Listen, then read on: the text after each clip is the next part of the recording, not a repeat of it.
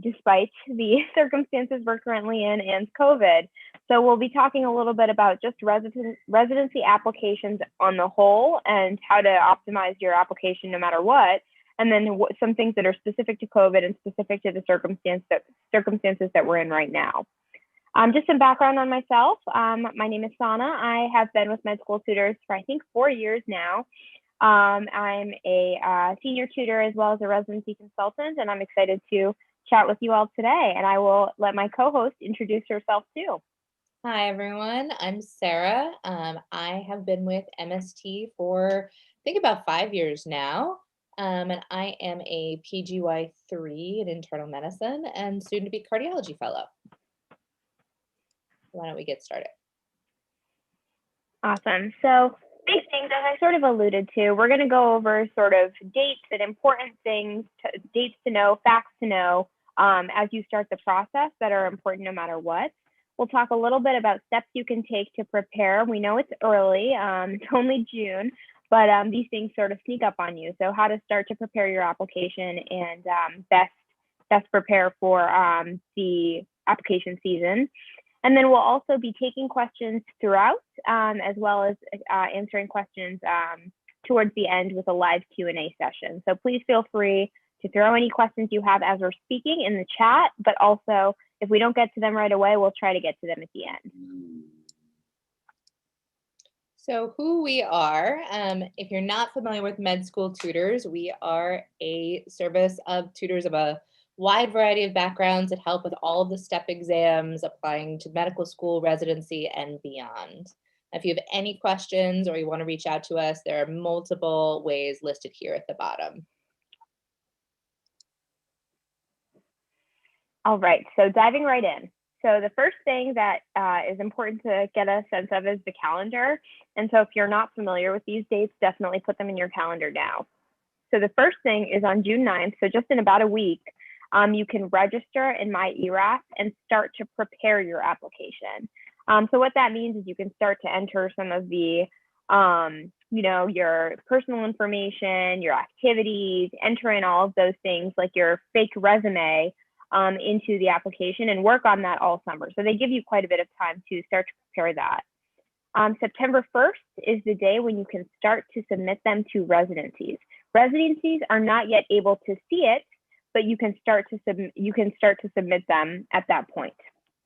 And then September 29th is the date when all residencies can download your applications and begin reviewing, and your MSPEs will be released to the programs as well so that they can evaluate your transcripts and your grades and also everything else. So big thing is you can start working on it as early as next week. You can start submitting in September, and then residencies won't be able to see anything till the end of September. And then some more dates, just to be clear, because it is incredibly confusing about ERAS versus NRMP. ERAS is where you put in your application and you apply to the programs. It's where the programs download your application.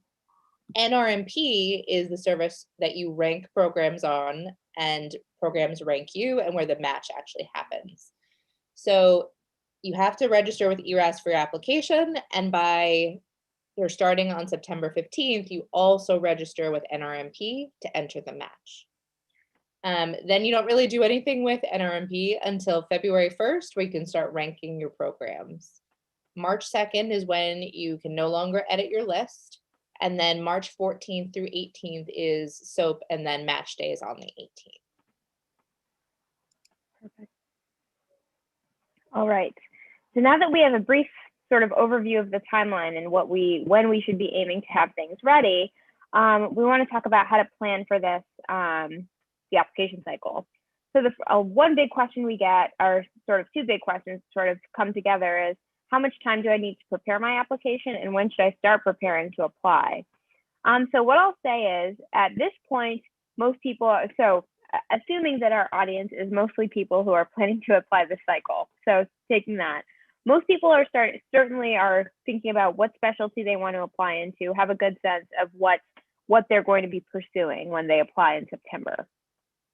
Some people may be, deciding between a couple of specialties at this point, maybe relying on sub-Is to sort of differentiate. but most people have sort of narrowed down to what they're thinking about. Personal statements are, in my opinion, the thing that takes the most amount of time to sort of cultivate and create something strong.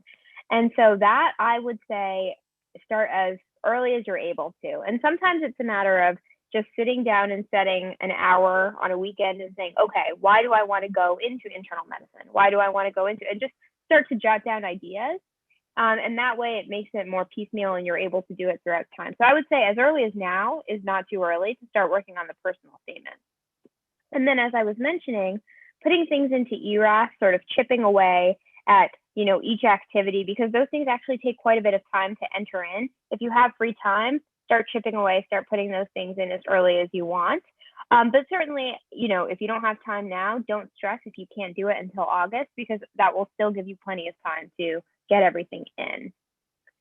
Another big question that we get is how to apply for prelim and PGY2 spots. There are a lot of specialties, radiology included, that require you to do a prelim year. And so I can speak a little bit about that. When you're applying to these programs, so there are some specialties which only offer prelim and advanced programs. So radiology, for example, I believe dermatology is another one. You have to apply to advanced programs for dermatology. So let's say you apply to 10 to 15 dermatology programs. You also apply to 10 to 15 or more or less prelim programs. And those are either in medicine, surgery, or a transitional year. There are some, I believe there may be like one or two prelim OBGYN and peds prelim years, but the vast majority, medicine, surgery, TY years. And so you actually are sending applications to all of those programs. So those applicants are often sending 30 plus applications because you're applying to double the number of programs. And then once ranking comes, and we'll have webinars much later on about the ranking process and how that works in, but you're applying to different ones. And you can send different personal statements to them. You can send different things to all of those programs. So something to keep in mind. So that's a caveat for anyone doing that. And then there are also programs that are categorical programs. Anesthesia, for example, allows you to apply to advanced anesthesia programs, or categorical, which have their medicine year built in. So there is some variability depending on the specialty. Another question, which is very difficult to answer, is how many programs should I apply to? And what I'll say is, I think that, correct me if I'm wrong, Sarah, but I believe the number that we heard quoted this past year was there was a 20% increase in the number of programs that students applied to for residency during this last COVID application cycle. And whether or not that was necessary, who knows? Because I don't think we yet have the data as to how far down people fell on their list. But there was a significant increase in the number of programs. So, if you also have to sort of take into account your stats, your sort of competitiveness, the specialty you're applying into. A lot of people in dermatology apply to every single program in the country, versus if you're applying into something that's less competitive, it could be and if you're a strong candidate, especially, it could be reasonable to apply to 5, 6, 10 programs. So it really depends on your application and what your goals are, where you're trying to go, and how good of a match you are, or if it's a reach of a program. And then how do I know where to apply? This is a very difficult question. I think I'll start with, think about where you'll be happy in terms of geography, in terms of your family, in terms of your career goals. Are you interested in being an academic? Are you interested in more sort of community clinical experience? And sort of think about what your goals are and think about what makes you happy. And that's sort of the best advice I have for planning where to apply. So I know that's a lot. Sarah, any additional thoughts on anything that I mentioned there? So I think in terms of the where to apply, if you're someone who doesn't have any particular ties to anywhere in the United States and you're widely open, Doximity has a really great residency navigator where you can plug in what you want to apply into. You can kind of rank programs by their research or clinical, and you can look by state and get a sense of programs. And then it'll link to some information about them regarding how many IMGs they have at their program and different things. So that can be helpful if you're really not familiar with the field. Definitely. So now kind of shifting to a little bit more specifics, talking about kind of sub-Is and letters of recommendation. These are probably the two things besides maybe the personal statement that you should be thinking about now in terms of the cycle. So some questions that have come up is especially this year. So last year there were no real sub-Is away. This year there's a limit from the AAMC that you can only do one sub-I away, but that's only for in-person sub-Is. There are also opportunities to do virtual sub-Is away, which there's not a limit for. So that is a way to maybe show interest in programs, even though there are constraints due to COVID and restrictions. Another way is programs are offering virtual electives or virtual research projects. So reaching out to programs you might be interested in can be helpful that way. And that kind of gets into the creative solutions for sub-Is, is thinking a little bit outside the box and just looking at the program website for places you're interested in going, or asking residents you know at those programs if there are any of these kind of COVID creative solutions for sub-Is or electives. And then that last part kind of fits in is, who do you ask for letters of recommendation, especially if you're not able to do multiple sub-Is in your specialty. So great potential people would be people from your clinical year at your institution, anyone you've done research with at your institution. You can get sub-Is from away locations if you're able to do those. So it's really an individual choice, kind of looking at the experiences you've had. I don't know if you have any other ideas, Sana, about how to kind of optimize those letters during COVID.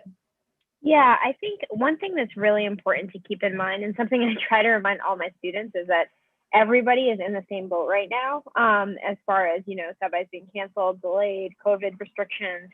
So certainly don't think of yourself at a disadvantage. Of course, it would be better to be able to, go and see some of these programs and spend more time showing your strength and your clinical acumen. But everyone is in the same boat, so try not to stress too much.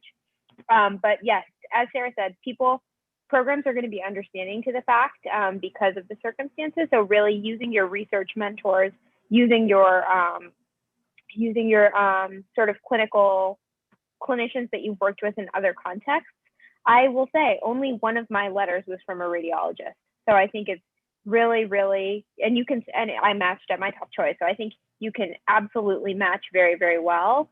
Because what people at the end of the day want to know is that you work hard and that you are very interested and that you care a lot about what the work you do. And that should be the case across every specialty. Hopefully you're working hard throughout all your third year rotations and fourth year rotations.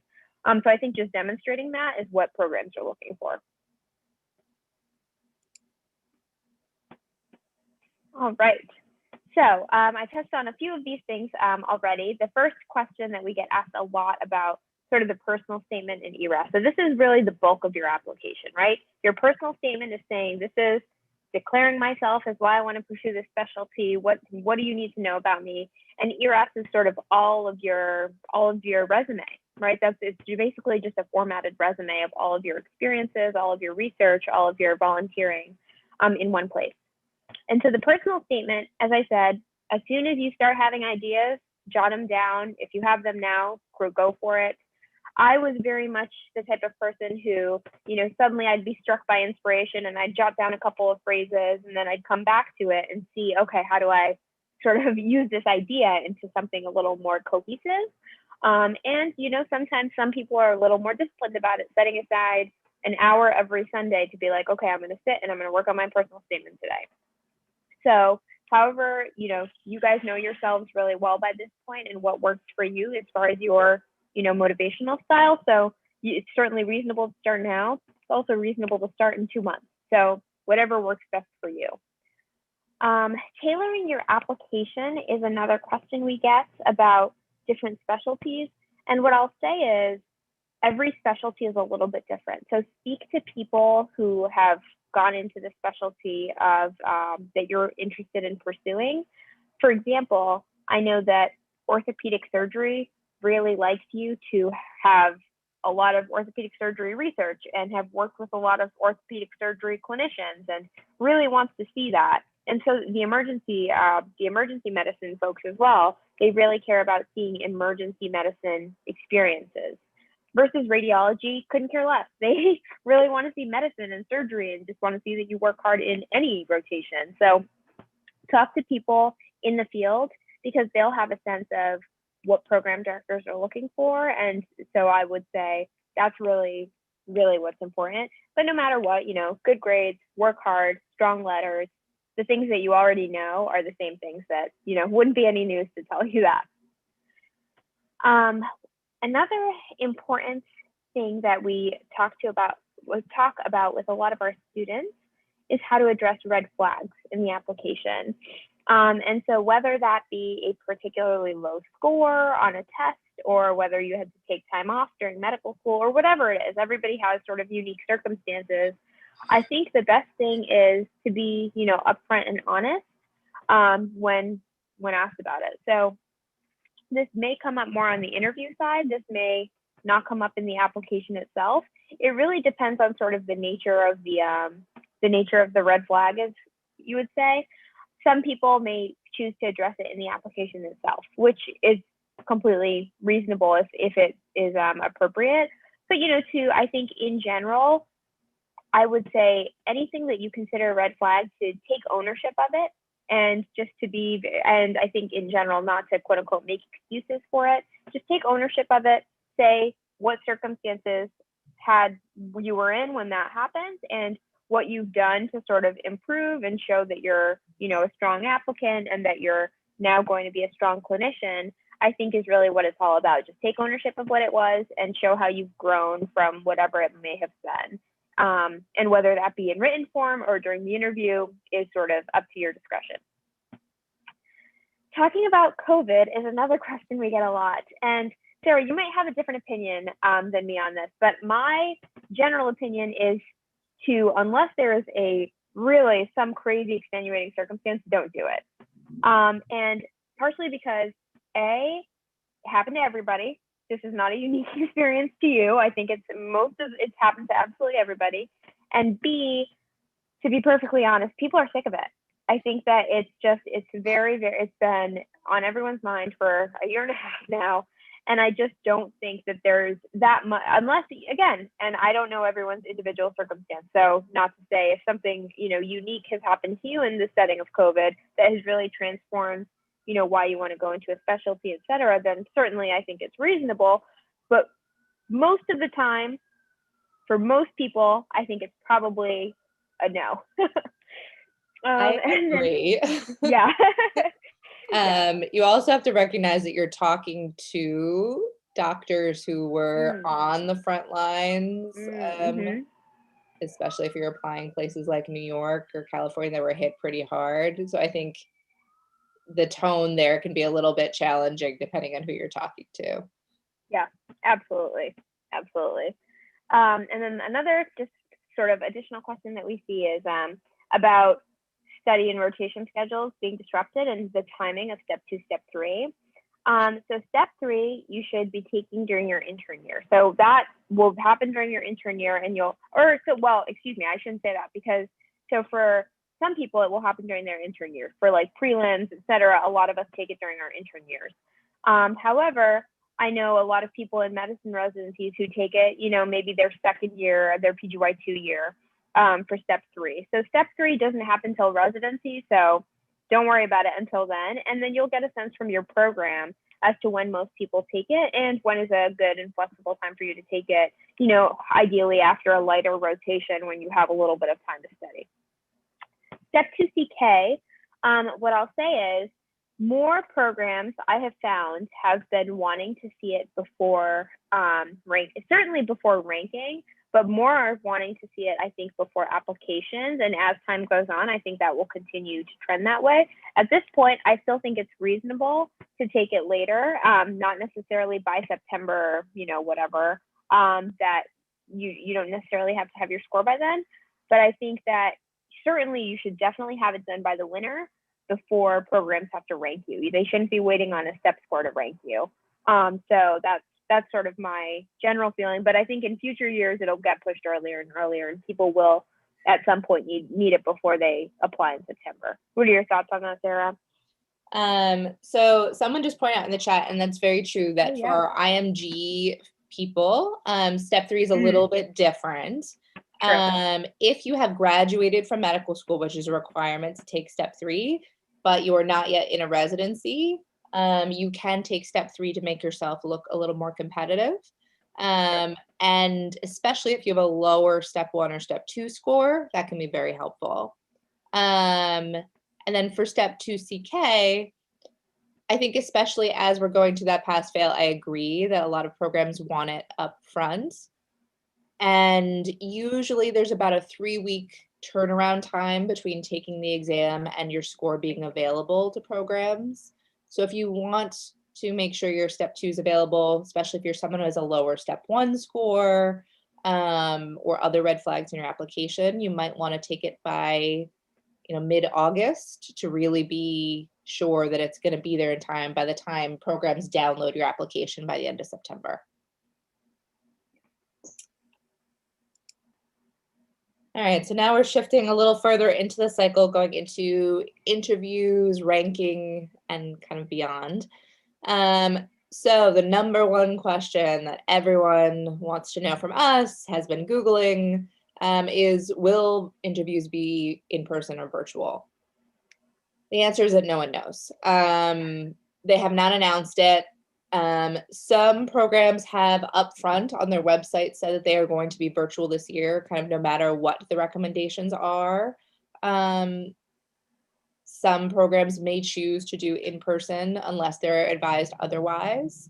So I think that remains to be seen. My guess is that at least a significant percentage are going to be virtual, if not all of them. Which then kind of leads into the, how do you optimize the virtual interviews? I feel you. I did all my fellowship interviews from this chair in this room. So it's a little bit different than your usual interview experience. So I think, big, easy things. Make sure you're in a quiet location that you can control the environment. Make sure you have a background that you're comfortable with people knowing about you or seeing what they're seeing. Make sure you have good internet. Have a backup plan, a backup device, or a backup phone in case there are any kind of technical issues. Wear pants. You might need to stand up. So those are all kind of like the basics. And then a lot of people stress, to kind of get into that next question about how can you rank a program if you've never seen it? I have to say that you still get a really great sense of the program. After you've talked to about 10 different people from a place, you get their vibe, you get to ask what resources are available, you get to meet some of the current residents. So I think you will get a sense about what the culture of a program is like from there. It's a little bit harder if you're interviewing at a place in, a state you've never been to. But I have made that choice. I'm going to a fellowship in a state I've never been to, just because the people were so wonderful in this virtual interview. And then the last question we got was how to find support through this process when maybe you may be virtual and you can't go into your dean's office. Hopefully this is shifting back a little bit so that you can get some more in-person support. But I would kind of find out who the right office is of student affairs or dean's office. So there should be a designated department within your medical school that is there to help guide you through the residency application process. This is harder for our people who are already out of medical school or are at foreign medical schools, may not have a very developed support process. For those people, talk to other people at your medical school who have matched and who they found helpful, or you can reach out to us if we can try to help guide you. There are always people who can kind of walk you through the process. I don't know, Sada, if there's anything that I missed there, or anything you would add. No, I think you are the perfect person to talk about this, having gone through the virtual process yourself recently. But I think what Sarah said is, I think, really true in that you do get a sense just from talking to people. Having been on the other side, being a part of our residency recruitment, I really think that you can learn a lot about people even online, and get a sense of what's important to the program, what's important to the residents. Do the residents like each other? Do they hang out outside of work? Really take advantage of the, I know there were a lot of virtual happy hours this year, but really taking advantage of that to see how the residents interact with each other. Certainly it's not as fun as a real happy hour, but I think you can still learn a lot of valuable information. So really taking advantage of that if you can. All right. So some other additional questions that weren't quite in the previously described categories. So do you have to do research in the field you want to practice in, or is any research good? So I think this is, my answer to this is going to be pretty, I think, obvious, but certainly the research in your field is preferred, right? Of course, if you're going into orthopedic surgery, it would be great to have a lot of orthopedic surgery research. However, I think a lot of programs understand that people, don't decide until later in residency or in medical school, and sometimes have changes in interest and decide a field is better for them. But at the same time, they want to see that you're academically minded, that you're sort of inquisitive, and that you're sort of clinically interested in answering clinical questions. So any research is a plus. Certainly specialty research is an extra plus, but it certainly won't hurt you if you, choose late and have research in a different field. I think just showing and having a good explanation for it, right? If you're saying, I really thought I was going to do this and I was really interested in it, but ultimately I found myself enjoying this field better and didn't have as much time to have strong clinical projects in it. But, now that I'm in this field, I certainly will continue to pursue it in my future. I think that that's very reasonable, and most people in programs will understand that. And then does clinical work experience help? I think that any sort of clinical experience is beneficial. Some clinical experience, being on the wards, taking care of patients directly is certainly, I think, the gold standard. And people want to see how you interact with patients on the floors, in the ICUs, in the ORs. And that is the best. And seeing how, how your attendings and residents have felt that you did in those settings is ideal. But certainly showing that you're a really strong MA, showing that you're a really strong scribe and were really involved in patient care it's never going to hurt you. And so I think certainly, if you have the opportunity to do that, then absolutely use that and continue to strengthen your application that way. I think especially if you're someone who's outside of medical school now, and you're trying to stay engaged in the clinical sphere, those clinical experiences can be great. And it can be also a great opportunity to get an extra letter if you're a few years out of medical school, to show that you're really dedicated to clinical work. Absolutely.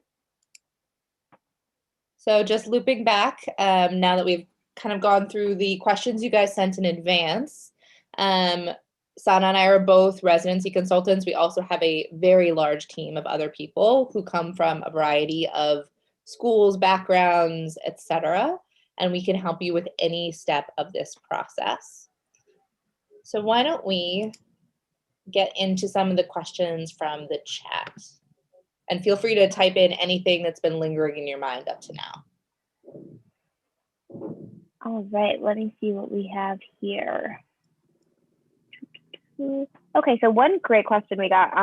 So do you tailor your personal statement to specific programs, or did you just have one blanket statement that you sent to all programs? So Sarah, what do you recommend in regards to personal statements and sending it to programs? I think you're going to be very tired if you write 45 different personal statements. That being said, if there is a dream program out there for you and you have a specific reason why, you can have one personal statement for them and then another one for other programs. I think more common, especially if you're someone who's applying very broadly or to locations that it might not be obvious why you would want to move there, having regional personal statements about what your ties are to the Midwest or the South Yep. or the Northeast to really advocate for yourself. Because, I have lived for my entire life in New York, New Jersey. So convincing a program in Minnesota that that's where I want to go, you have to really, be vocal about that in a personal statement. Definitely. Yeah, I completely agree. I think in general, one statement is more than enough. But again, if you have a dream program, certainly I think it's reasonable. But I will say one caveat to that is that, if you're applying to different specialties, because some people sort of will apply IM and family medicine, or more broadly, like OBGYN and family medicine. I know a few people who did that. In that case, I think it makes sense, obviously, to cater to the specific specialties. Just double and triple check when you're sending those that they are sent to the correct programs, because I've heard horror stories from that end too. So certainly, depending on what you're applying to, where you're applying to, but I definitely, if you're just applying to one specialty, sort of, no dream programs, just sort of throwing it out there, then one is more than enough. Great. We got another one here about can you apply to different programs at the same institution? So can you apply to both surgery and pediatrics at the same institution? I tend to advise people no, because hospitals are small, program directors talk to each other, and it's not going to seem like you're committed to a specialty if you're applying to multiple within an institution, unless you have a really good reason. I don't know if you disagree, Sana. No, I think I tend to agree with that, even though, I mean, it's like sort of hard to imagine a world in which the pediatric PD is like running their list by the surgery PD. So I could see it is like a little bit, I would be surprised if they were talking about it, but at the same time, like, why risk it? So I would tend to agree with Sarah in that I would probably not, unless it's something like IM FM, because I think that those are like reasonable to be able to sort of explain, like, oh well, I really want to be in this location, and family, I want to do primary care no matter what, and I can get there through either route. Then I think that would be more reasonable. But yeah, probably not. Definitely. All right, let's see what we have here. Okay, so one great one is, so programs cannot see our applications until late September. Is there any advantage to submitting early? So no, there is no advantage. So September 1st is when you can start submitting, but you can also, I believe you can submit, you can change it. But September 29th is when, I'm pretty sure it's 29th. 29th is when programs can start to download your application. And my general sort of thought process, and I don't actually know because I've never been on this side of things, is that September 29th is when they start to download, and they probably won't look at it again. So I would say you could submit it on the 28th, you could submit it on the 1st. It makes no difference at all, except for probably your peace of mind. It has no advantage there. We have a lot of questions that kind of all range around red flags, whether that's attempts on exams, or if this is not your first time in the residency match, or time away. I'm kind of lumping all of those things together.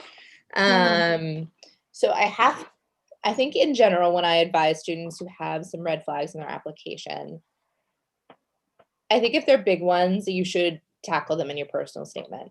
Every program director is going to see whatever it is. You can't hide it in ERAS.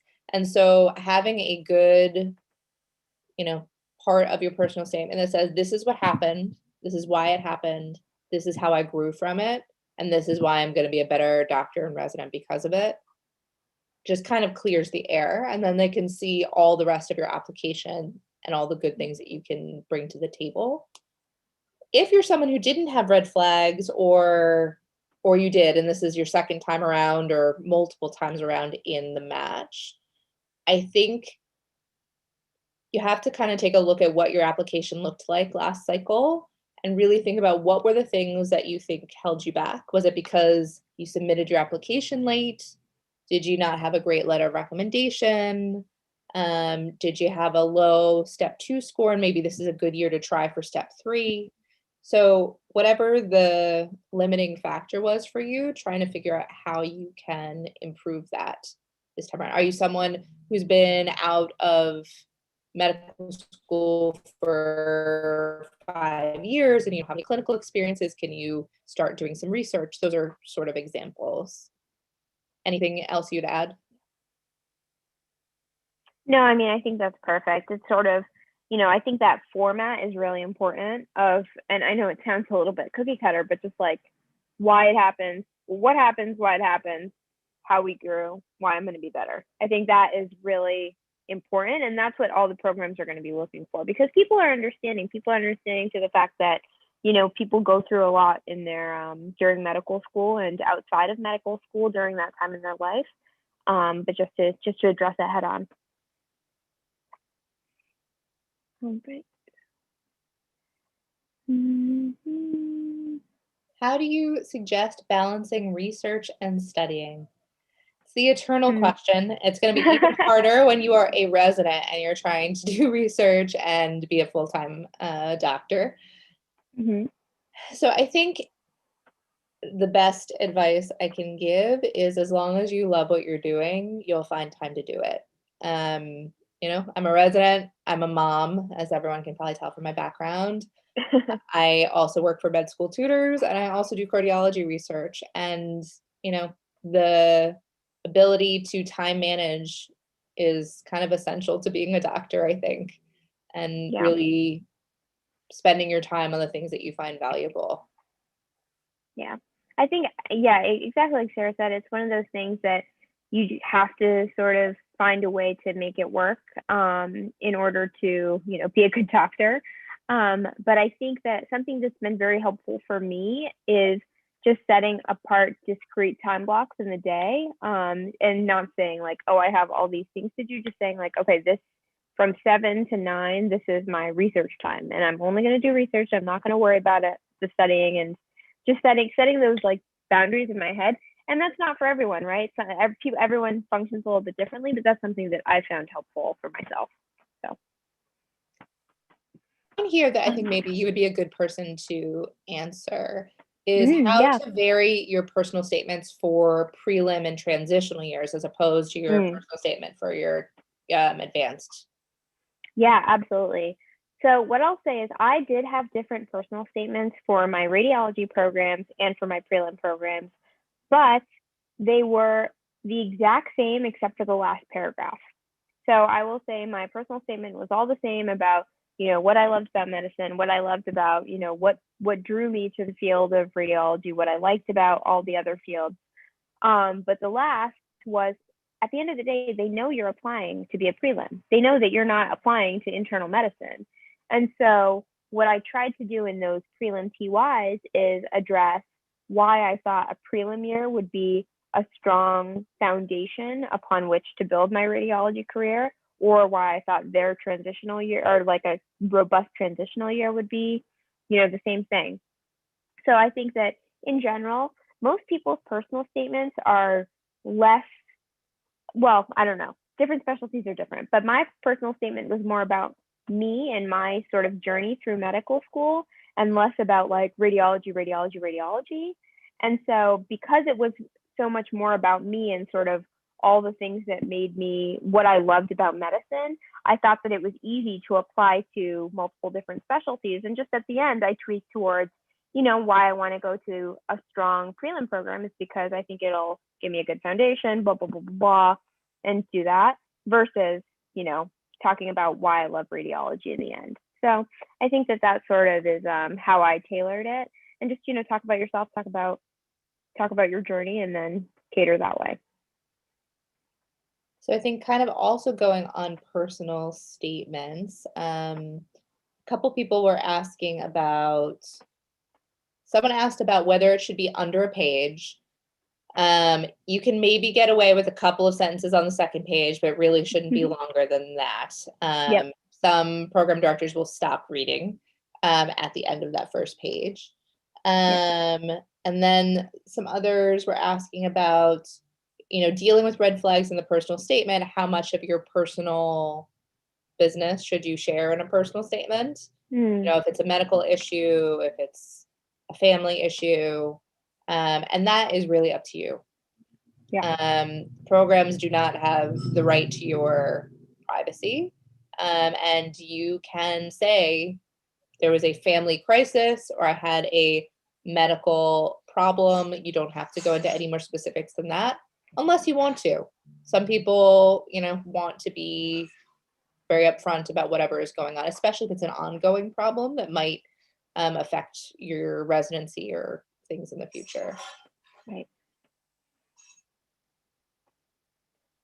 All right. Let's see what else we got. How do you know if you have a strong letter of recommendation? I was just about to pick that one, Sarah. So I'll say short answer is I guess you don't because you never read them. But in general, I think that what a rule of thumb is to, if you're able to, ask people who you feel really confident like you, and I think to ask people who you feel know you well, because it's really easy to write a very generic cookie cutter letter of recommendations. And to be honest, many of mine may have been that. I'll never know.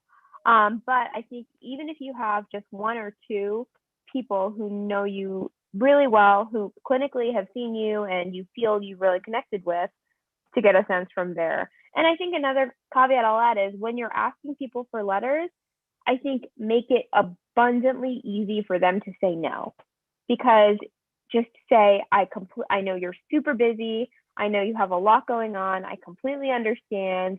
And I'm more than happy to ask someone else. I just thought that we had a great, rotation together or whatever. And thought you may be able to write me a strong one, but I understand if you can't. Just so give them an out, because most people would rather just say no and not write you a bad one. So I think just give them a lot of outs. Most people will probably say, if they say yes, I'm sure they'll write you a great one. But just give them the option if they don't feel like they can write you a strong one, so that you're not unpleasantly surprised. I agree. The less awkward you make for them to say no, the better off you are, because then only people who want to write you that letter are going to write the letter. Yeah. Are there any other really good ones that we missed? All right, let's or see. If you have any last minute ones you want to throw in. Yeah, let me see if there's any good last question here. All right. I think we've addressed most of them. I guess maybe we can just do last sort of parting advice. Sounds good. All right. So I think in general, I know there's a lot of up in the air in terms of what's going to happen with COVID and interviews and, what the application cycle will look like. I think that what's really important is to remember that everyone is in the same situation as you are, and B, to show that at the end of the day, what people want to see is that you're going to be strong clinically and that you've demonstrated strong clinical strength even in different specialties, even if it's not what you're going into. And so to really use all of your experiences and sort of leverage them into showing what a great clinician you're going to be. And to try and plan ahead, as much as you're able to try and get on the ball early. The worst thing you can do is just be cramming and trying to get this all done September 28th, right? So if you have time, you have a weekend, just start chipping away at it. It becomes much more easy and less of a daunting task if you do it a little bit at a time. So I completely agree. So I guess my top 3 closing thoughts would be: 1, try to stay calm and sane. It's an extremely stressful process, but it's also a fun one as you get to explore your different potential futures. So keep that in mind. Second one is kind of what you were saying, is to start everything early. You don't want to be getting down to the wire on anything. Ask for your letters early. It's the polite thing to do, and then they're not doing a rush job. try to get all of your rotations and your sub-Is done in advance so you can get letters from those if you can, if that's within your control. If it's not, I think programs are going to be much more forgiving, in this year because everyone has limited exposure or experiences. And then the last one is if you have a unique circumstance, reach out to us for help. We have heard everything, seen everything. We can try to help guide you as to how your application can be improved. So there's all of our contact at the bottom here, and we are more than happy to, have a consultation session with you to talk more about your application. Definitely. Awesome. Well, thank you all for joining us. As Sarah mentioned, all of our contact info is on the slide here. And if you have a moment, please fill out the survey in the chat. It really helps us to give sort of feedback to see if these sessions are useful. And yeah, feel free to reach out, and thank you.